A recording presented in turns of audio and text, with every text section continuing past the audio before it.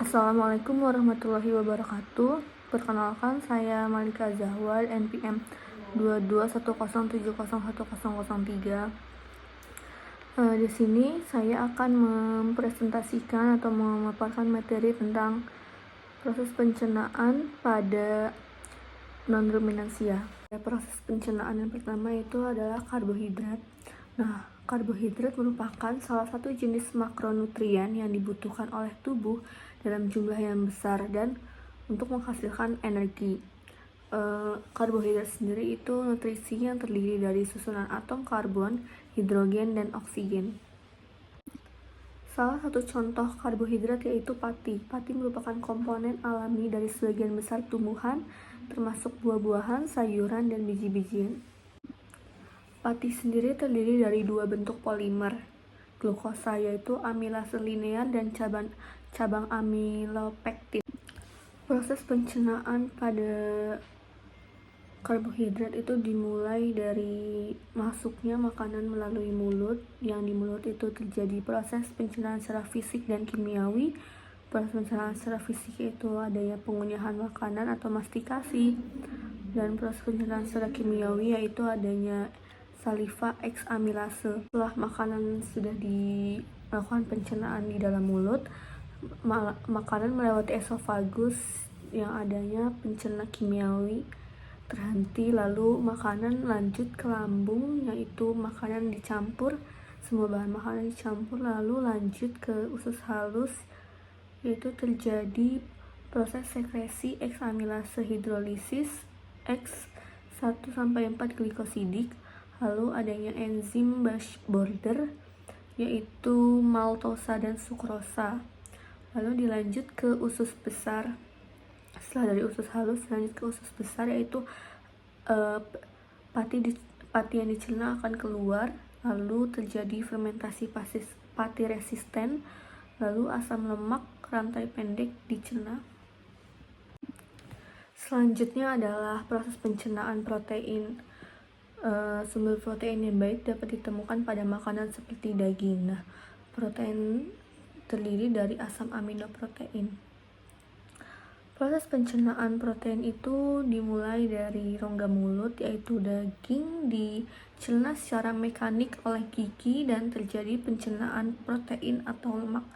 Lalu lanjut lagi ke kerongkongan, yaitu makanan melewati kerongkongan dengan gerakan peristaltik oleh dinding kerongkongan. Lalu setelah makanan melewati kerongkongan, makanan akan lanjut lagi ke lambung, yaitu makanan akan bercampur dengan getah lambung dan protein menjadi peptin dan protesia oleh enzim pepsin. Lalu makanan lanjut lagi ke usus halus, yaitu pepton diubah menjadi asam amino oleh enzim tripsial. Lalu lemak diubah menjadi asam lemak dan gliserol oleh enzim lipase. Lalu setelah makanan dilakukan proses pencernaan dalam usus halus, lanjut ke usus besar, yaitu adanya penyerapan air dan pembusukan sisa pencernaan pati. Terus dalam pembuluh darah juga terjadi pengendapan nutrisi yang diserap dari usus halus. Setelah itu sudah dari usus besar dilanjut ke anus, yaitu adanya pengeluaran sisa pencernaan yang dikeluarkan di dalam anus. Pencernaan yang ketiga itu adalah pencernaan lemak. Lemak merupakan zat organik hidrofobik yang bersifat sukar larut dalam air, tetapi dapat larut dalam pelarut organik seperti kloroform, ether, dan benzina. Proses pencernaan lemak sendiri dimulai dari proses pencernaan lemak itu terjadi di lambung, yaitu adanya enzim lipase, lalu dilanjutkan ke usus halus yang diubah menjadi asam lemak dan monogliserida. Nah, di dalam itu diserap menjadi difasi pasif, lalu terikat dengan albumin senim. Nah, fungsi dari getah empedu dan geram empedu yaitu sebagai emulsi lemak dan meningkatkan lipase untuk menghidrolisis lemak. Proses pencernaan yang keempat yaitu adalah proses pencernaan dan penyerapan kalsium dan vitamin D. Nah, vitamin D biasanya diserap dari makanan atau diproduksi di kulit dalam bentuk kolekalsiterol atau vitamin D3. Sedangkan kalsium membutuhkan kalsitriol untuk penyerapan dan pemanfaatan yang memadai. Proses pencernaan vitamin D sendiri yaitu vitamin D dicerna di usus halus lalu ke hati terjadi yang menghasilkan 25 hidroksil kolekalsiferol, lalu ke ginjal yang menghasilkan 1,25 dehidroksikolekasiferol atau metabolit aktif. Dan di situ terjadi penyerapan kalsium dan protein mengikat kalsium. Proses pencernaan yang terakhir atau yang kelima yaitu vitamin B12. Vitamin B12 bersumber dari dalam produk hewani seperti daging, susu, dan telur. Nah, proses pencernaan vitamin B12 yaitu vitamin B12 masuk ke dalam lambung, terus dicampur oleh asam lambung dan pepsin dalam bentuk bebas, lalu berikatan dengan hepatoksin atau untuk melindungi dari asam lambung, lalu masuk ke duodenum,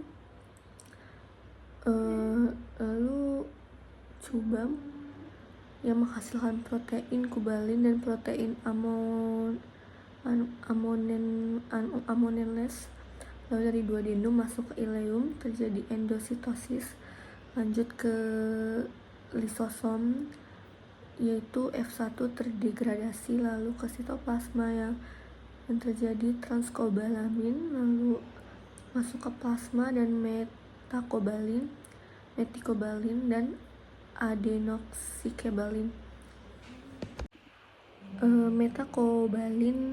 Metakobalamin dan adenosikobalamin yaitu kofaktor enzim MS dan MIT. Pada saat vitamin B12 sedang diserap di dalam duodenum itu berikatan dengan hepatosarin itu untuk melindungi asam lambung yaitu agar terdegradasi oleh enzim penlirati atau tripsin, lalu terdapat ikatan F1, lalu ikatan F1 sampai vitamin B12. Baik, sekian pemaparan materi dari saya, kurang lebihnya mohon maaf. Wassalamualaikum warahmatullahi wabarakatuh.